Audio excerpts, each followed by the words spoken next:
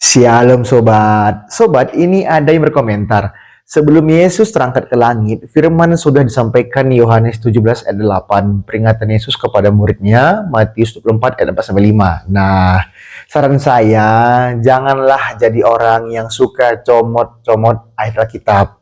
Dan jangan jadi orang yang suka copy paste dari orang yang tidak paham Alkitab, tapi merasa tahu padahal tidak tahu sama sekali.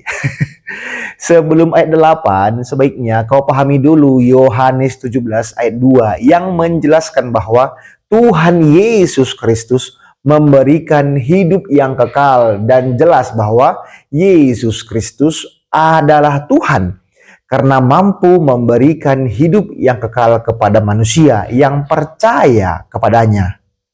Dan kau pahami juga Yohanes 17 ayat 5 yang menjelaskan bahwa Tuhan Yesus Kristus memiliki kemuliaan sebelum dunia ada. Jadi jelas berarti bahwa Tuhan Yesus Kristus adalah Tuhan yang Maha Kuasa karena sudah ada sebelum dunia ada. Nah, jadi jelas bahwa Yesus Kristus adalah Tuhan.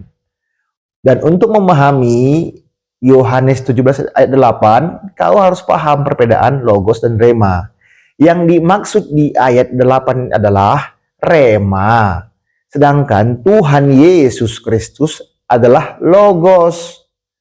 Banyak belajar lagi kau ya, Dek.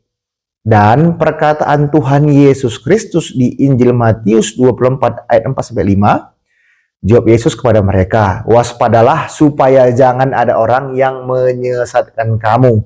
Sebab banyak orang akan datang dengan memakai namaku dan berkata, akulah Mesias, dan mereka akan menyesatkan banyak orang.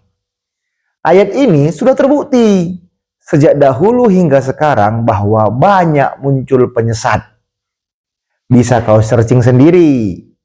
Dan contohnya ajaran sesat yang diberitahu Tuhan Yesus Kristus adalah di Matius 22 ayat 29-30. Yesus menjawab mereka, kamu sesat sebab kamu tidak mengerti kitab suci maupun kuasa Allah.